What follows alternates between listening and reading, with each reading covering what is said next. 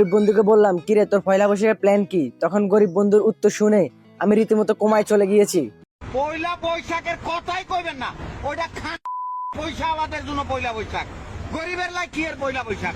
তার মার ঠিক আমার সিঙ্গেল বন্ধু বলে সবার জন্য পয়লা বৈশাখ হলেও আমার জন্য একলা বৈশাখ।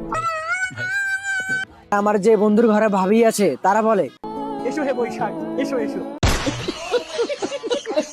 অন্যদিকে আমার ডাবল বিয়াতি বান্ধবী সাউন্ড বক্সের নিচে দাঁড়িয়ে নিজেকে কন্ট্রোল করতে না পেরে কি মিলে লাফালাফি শুরু করে দিয়েছে।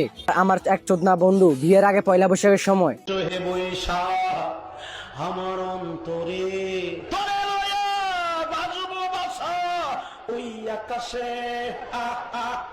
আর সেই চোদনা বন্ধু বিয়ের পরে পয়লা বৈশাখের সময় জাহান্নামী জাহান্নামী জাহান্নামী জাহান্নামী মেলায় যাওয়ার পর মঙ্গল গ্রহের এক প্রাণীর সাথে দেখা।